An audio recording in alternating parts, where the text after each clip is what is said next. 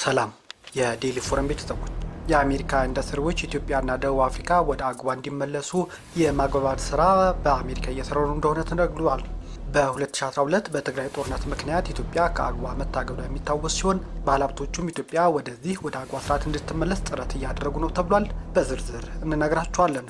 በቤንሻንጉል ጉሙዝ ክልል 1 ሊትር ነዳጅ ከ600 ብር በላይ እየተሸጠ መሆኑ ተነግሯል። በኢራን እስራኤል አሜሪካ ጦርነት ጊዜ ጀምሮ በኢትዮጵያ የነዳጅ ዋጋ በከፍተኛ ሁኔታ እያሻቀበ ሲሆን መንግስትም የነዳጅ ሌብነትን ለመቆጣጠር የተለያዩ አሰራሮች ቢከተልም እስካሁን አልቻለም።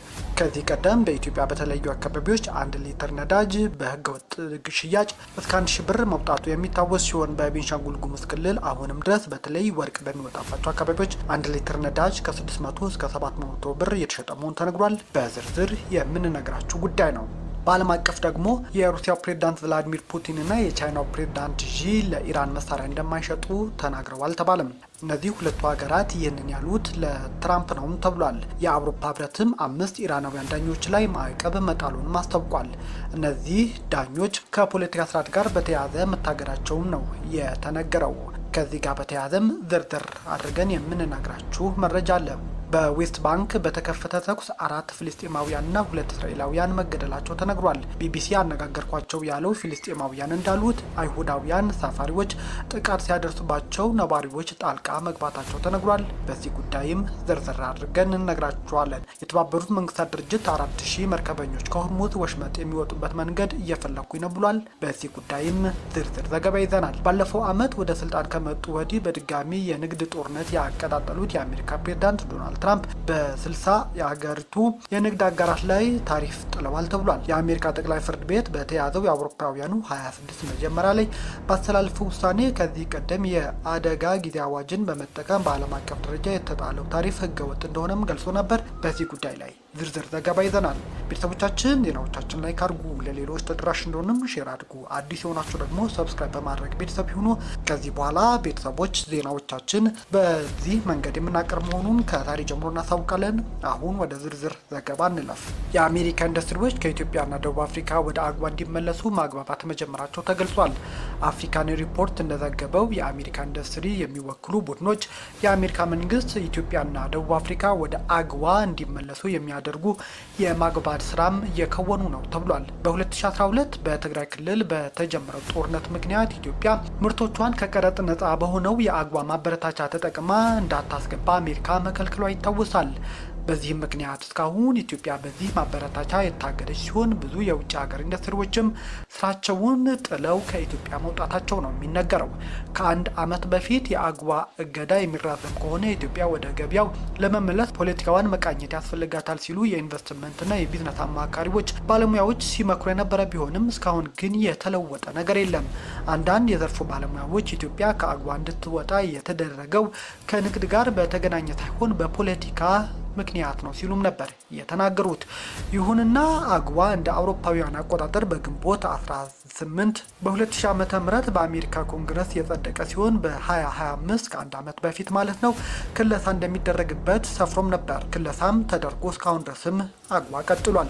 ታዲያ ኢትዮጵያ ገበያው የሚራዘም ከሆነ ከወዲሁ ከአሜሪካ ፕሬዝዳንት ጋር አበክራ መስራት እንደሚገባትና ዓለም ኢትዮጵያን የሚመለከትበት መነጽር እንዲቀየር ማድረግ ይኖርባታል ሲሉም ተንታኞች ከአንድ ዓመት በፊት አስጠንቅቀው የነበረ ቢሆንም እስካሁን ግን የተለወጠ ነገር የለም። የአግዋ መነሻው የአፍሪካ ሀገራት የሚያመርቱት ምርት ለማበረታታትና ከታሪፍ ነጻ በሆነው የአሜሪካ ገበያ እንዲሸጡ ለማድረግ ነበርም።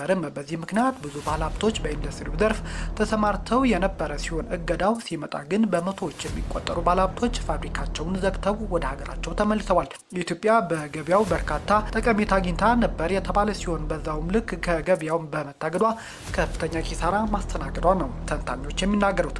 አሜሪካውያኖቹ እንዲህ ያሉ እድሎችን ሲገኙ ለኢንዱስትሪ ፓርኮች፣ ለጥቃቅንና አነስተኛ ድርጅቶች ጠቃሚ ነው ያሉ ሲሆን የዘርፉ አማካሪዎች እንዲህ ያሉ እድሎች ሲገኙ ለኢንዱስትሪ ፓርኮች፣ ለጥቃቅንና አነስተኛ ድርጅቶች ጠቃሚነት ያለው ነው ሲሉ በየትኛውም ቦታ ጊዜና ከስጋት ለመዳን ግን በዓለም ገበያ ተወዳዳሪ ሆኖ ለመቀጠል በምርትና አገልግሎት ጥራት ላይ ትኩረት ተደርጎ መሰራት ግን አለበት ሲሉም ነበር የሚያሳስቡት። የሰሜኑ ጦርነት ተከትሎ የፕሬዝዳንት ባይደን አስተዳደር የአግዋ እድል ተጠቃሚ የነበረችው ኢትዮጵያን ማገዱም አይዘነጋም። ታዲያ አሁን ዳግም እንድትመለስ ለማድረግ የሚደረገው ጥረት ከተሳካ የአቅርቦት ሰንሰለትና የገበያ ተደራሽነቱ ወደ ነበረበት ይመለሳል ተብሎም ይጠበቃል። ከነዚህ ቡድኖች አንዱ የአሜሪካ የጥራጥሬና የባዮ ፕሮጀክቶች ምክር ቤት መሆኑን ዘገባው ጠቅሷል። ምክር ቤቱ በአግዋ በኩል ኢትዮጵያ በግብርና ምርቶች የኢታኖል ንግድ እንድትሳተፍ ጥያቄ እያቀረበ መሆኑንም ነው የተሰማው። የአሜሪካ የአልባሳትና የጫማ አምራቾች ማህበር የአፍሪካ ኮርፖሬት ምክር ቤት የዋሽንግተን ህግ አውጪዎች የአቅርቦት ሰንሰለቱ ለመጠበቅ በአግዋ ላይ የተጣሉ ማዕቀቦች እንዲነሱ በመወትወት ላይ መሆናቸውን ነው ዘገባው ያተተው።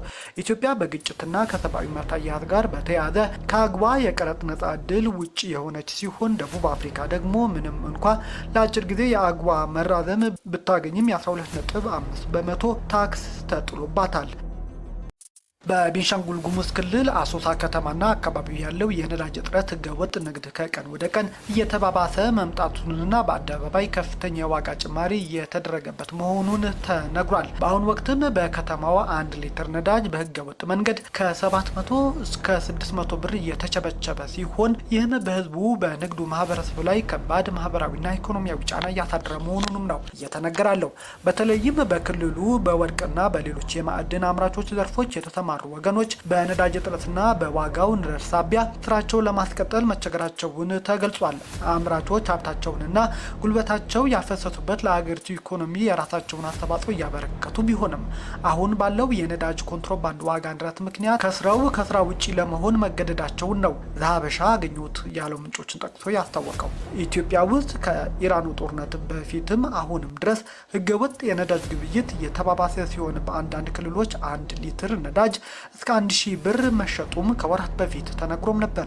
መንግስት የነዳጅ ግብይትና ህገወጥ ዝውውርን ለመግታት በሚል የቴሌ ክፍያንና ሌሎች አሰራሮች ቢተገበረም ለውጥ ማምጣት ሳይችል ቀርቷል። ከአንድም 2-3 ግብይት የሚቆጣጠሩ የመንግስት ከፍተኛ የስራ ኃላፊዎች በሙስና ተጠርጥረው ቢታሰሩም ችግሩ ግን እስካሁን ሊፈታ አልቻለም። ነዋሪዎች የማዕድን አምራቾች እንደሚያስረዱት በከተማዋ በሚገኙ ዋና ዋና ማደያዎች በተለይም ጎመጁና የተባበሩት ማደያዎች ፊት ለፊትና በተለያዩ ቦታዎች ነዳጅ በግልጽ በኮንትሮባንድ መልክ ሲሸጥ የህግ የበላይነት ማስከበር የሚገባቸው አካላት ተገቢው ቁጥጥር እርምጃ ከመውሰድ ተቆጥበዋል ሲሉም ነው ለዘሀበሻ የተናገሩት። ድርጊቱ በጸጥታ አካላትና በንግድ ቢሮ በኩል ተገቢውን ክትትል ያጠና በጥቂት ጥቅም ፈላጊዎች የተደራጀ ብልሹ አሰራር ሰለባ የሆነ መሆኑንም ነው የሚያስረዱት።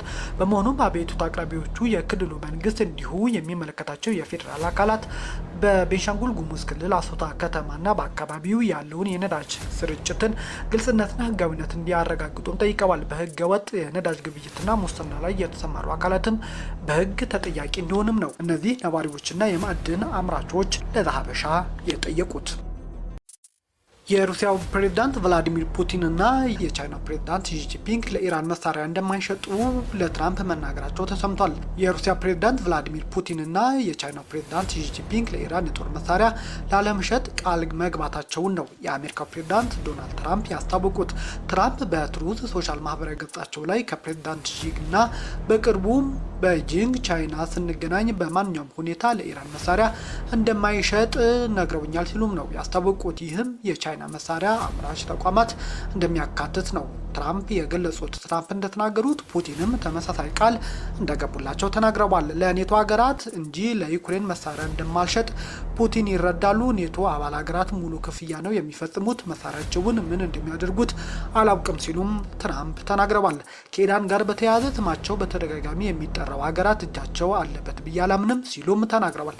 እጃቸው ቢኖርበት አያዋጣቸውም ሲሉም ነው ዶናልድ ትራምፕ ሩሲያንና ቻይናን ያስጠነቀቁት። ታዲያ የአውሮፓ ህብረትም 5 ኢራናውያን ዳኞች ላይ ማዕቀብ መጣሉን አስታውቋል። የአውሮፓ ህብረት ምክር ቤት 5 ኢራናውያን ዳኞች ከከፍተኛ የሰብአዊ መብት ጥሰት ጋር በተያያዘ በማዕቀብ ዝርዝር ውስጥ ማካተቱንም አስታውቋል። 5ቱ የኢራን አብዮታዊ ፍርድ ቤት ዳኞች የፖለቲካ ተቃዋሚዎችና ውስን ተከታይ ያለው የሃይማኖት አባላት ላይ ከተላለፉ ውሳኔዎች ጋር በተያያዘ ነው ማዕቀብ የተጣለባቸው ብሏል። ከብሔራዊ ደህንነት ጋር ተያያዥነት ግልጽ ያልሆነ ክስ እንዲሁም የሃይማኖት ክስ ማቅረባቸውን የአውሮፓ ህብረት ምክር ቤት አስታውቀዋል። ከተከሳሾቹ መካከል የኖቤል የሰላም ተሸላሚ ተቃዋሚ ናርገስ መሐማዲ ትገኝበታለች ተብሏል። የኢራን አብዮታዊ ፍርድ ቤት የፖለቲካ ተቃዋሚና የሰብአዊ መብት ተሟጋቾች ላይ የሞት የረዥም ጊዜ እስራት የድብደባና የገንዘብ ቅጣት መጣሉንም ነበር የተነገረው። የአውሮፓ ህብረት ምክር ቤት ኢራናዊ የኮምፒውተር ምህንድስና ባለሙያና መረጃ ሰርሳሪ ኒማ ሳሌህ ላይም ማዕቀቡ ተጥሏል ብሏል። በኢራን የዲጂታል ደህንነት ቡድን ከሀገሪቱ ፖሊስና እስላማዊ አብዮታዊ ዘብ ጋር በመስራት ተቃዋሚዎችና የለውጥ አቀንቃኞች ላይ የበይነ መረብ ጥቃት ያደርሳልም ተብሏል። በዌስት ባንክ በተከፈተ ተኩስ 4 ፍልስጤማውያንና 2 እስራኤላውያን መገደላቸው ተነገረ። በእስራኤል ቁጥጥር ስር በሚገኘው ዌስት ባንክ በተከፈተ ተኩስ ምክንያት ቢያንስ 4 ፍልስጤማውያንና 2 እስራኤላውያን ሳይገደሉ እንዳልቀረ ነው የተነገረው። ባለፉት ወራት ውስጥ ከተፈጠሩ ክስተቶች ይህ የመጀመሪያው ነው ተብሏል። ታል በሚባለው መንደር ስለተከሰተው ግጭት እርስ በርስ የሚቃረኑ መረጃዎች እስራኤልና ፍልስጤም እያወጡ ነው። ቢቢሲ ያነጋገርኳቸው ያለ ፍልስጤማውያን እንደሚሉት አይሁዳውያን ሰፋሪዎች ጥቃት ሲያደርሱባቸው ነባሪዎች ጣልቃ መግባታቸውን ያስረዳሉ። የዓይን እማኞች እንዳሉት በዚህ ወቅት ወታደሮች በቦታው ደርሰው ተኩስ መክፈታቸውን ነው የተናገሩት። የእስራኤል ጦር እንደሚለው ግን ተራራ የሚወጡ ሰዎች ጥቃት እንደተሰነዘረባቸው ሪፖርት ደርሶኛል፣ አሸባሪዎች የደህንነት ጥበቃ መሳሪያ ቀምተው ገለውታል ብለዋል። ሌላ ወታደር መገደሉም ቢገለጽም ዝርዝር መረጃ ግን አልተሰጠም። ፍልስጤማውያን ማን እንደገደላቸው የእስራኤል ጦር አልተናገረም ተብሏል። የጋዛ ጦርነት ከተጀመረ ወዲህ በዌስት ባንክ ፍልስጤማውያን ላይ በሰፋሪዎች የሚደርሰው ጥቃት ከጊዜ ወደ ጊዜ እየተባባሰ ነው። አህመድ ዘይዲን የተባለ የዓይን እማኝ ለቢቢሲ እንደተናገረው ከሆነ ቅዳሜ ማለዳ በፍልስጤማውያን መኖሪያ ላይ ጥቃት ሲደርስ የነበሩ 30 ሰፋሪዎች የታል መንደር ነዋሪ ተጋፍጠዋል ብሏል። የእስራኤል ወታደሮች ባሉበትም ግጭት መነሳቱንም ነው የተናገረው። 6000 መርከበኞች ከሆርሙዝ ወሽመጥ የሚወጡበት መንገድ እንደጠፋው የተባበሩት መንግስታት ድርጅት አስታውቋል። ለዚህም ትብብር እንዲደረግለትም ጠይቋል። ከሆርሙዝ ወሽመጥ አካባቢ መውጣት ያልቻሉ ወደ 6000 የሚጠጉ መርከበኞች መውጫ መንገድ ሊመቻችላቸው እንደሚገባም የተባበሩት መንግስታት ድርጅት አሳስቧል። በመካከለኛው ምስራቅ ጦርነት ተሳታፊ የሆኑ አካላት መርከበኞች ከሆርሙዝ ወሽመጥ እንዲወጡም ተገቢውን ትብብር ማድረግ እንዳለባቸውም ነው የተባበሩት መንግስታት ድርጅት የጠየቀው። የመንግስታት ድርጅት የሰብአዊ መብቶች ከፍተኛ ኮሚሽን ቮልከር ቱርክ በሺዎች የሚቆጠሩ መርከበኞች ከፍተኛ ሰብአዊና የሰብአዊ መብት ቀውስ እንደገጠማቸው ገልጸዋል። አፋጣኝም እርምጃ መወሰድ እንዳለበት ነው ያሳሰቡት። ኢራንና አሜሪካ ዳግመኛ ወደ ግጭት ከመመለሳቸው በፊት የተባበሩት መንግስታት የማሪታይም ተቋም 6000 መርከበኞች በመቶዎች የሚቆጠሩ መርከቦች ውስጥ ከሆርሙዝ መውጣት እንዳለባቸው አሳስቧል። እነዚህ መርከበኞች እስካሁን ድረስ ከቀጠናው መውጣት አልቻሉም። የኢራንና አሜሪካ ጦርነት ሲጀመር ከ5000 በላይ መርከበኞች እንዲሁም ከ1500 በላይ መርከቦች በሆርሙዝ ወሽመጥ በኩል ታግተው የነበረ ቢሆንም አሁን ከተጠቀሱት ውጪ ያሉ ባህርተኞች ከሆርሙዝ ወጥተዋል። አንዳንድ መርከቦችም በአሁኑ ሰዓት ከሆርሙዝ ለመውጣት ጥረት ቢያደርጉም ሰሞኑ በተነሳው ግጭት ምክንያት መውጣት እንዳልቻሉ ነው ዘገባው ያተተው። አሜሪካ በርካታ ሀገራት ላይ አዲስ ታሪፍ መጣሏ ተነገረ። ባለፈው ዓመት ወደ ስልጣን ከመጡ ወዲህ በድጋሚ የንግድ ጦርነት ያቀጣጠሉት የአሜሪካው ፕሬዝዳንት ትራምፕ ከ60 ሀገራት ላይ የንግድ ታሪፍ ዳግም ጥለዋል። አዲስ ዙር እርምጃው ያካተቱት እንግሊዝ፣ ቻይናና አውሮፓ ህብረት ጨምሮ በርካታ ሀገራት ወደ አሜሪካ በሚልኳቸው ምርቶች ላይ ከ10 እስከ 12 በመቶ ታሪፍ ጥለዋል። ፕሬዝዳንቱ ወደ አሜሪካ የሚገቡ ምርቶች በሙሉ በሚባል ደረጃ አሁን ላይ ታሪፍ ተጥሎባቸዋል። ይህ ታሪፍ ከዚህ ቀደም ትራምፕ የጣሉትና በተፈጻሚነቱ ትላንት አርብ ያበቃው ተመሳሳይ ቀረጥ ውሳኔም የሚተካ ነው ተብሏል። ትራምፕ ይህንን እርምጃ የወሰዱት እነዚህ ቁልፍ የኢኮኖሚ አጋሮች የጉልበት ብዝበዛን ለማስቀረት አልቻሉም በሚል ተችተዋቸው ነው። አሜሪካዊቷ የኢኮኖሚ ባለሙያ ካሮሊን ፍሬውዲ ግን ለእርምጃው የቀረበው ክስ ትራምፕ ታሪፎችን ለመጣል የሚያስችል ህጋዊ ምክንያት ለመፈለግ ሲሉ ያቀረቡት እንጂ ለሰራተኛ ግድ ሰጥቷቸው አይደለም ስትልም ትተነትናለች። የአሜሪካ ጠቅላይ ፍርድ ቤት በተያዘው አውሮፓውያን 26 መጀመሪያ ባስተላለፈው ውሳኔ ከዚህ ቀደም የአደጋ ጊዜ አዋጅን በመጠቀም በዓለም አቀፍ ደረጃ የተጣለው ታሪፍ ህገ ወጥ እንደሆነም ገልጾ ነበር። ዋይት ሀውስ ባለፈው ወር ላይ የጉልበት ብዝበዛ ለማስቆም በቂ ስራ አልተከናወነም የሚል ስጋት በማንሳት ከ10 እስከ 12.5 በመቶ ቀረጥ እንዲጣልም ሀሳብ አቅርቦ ነበር።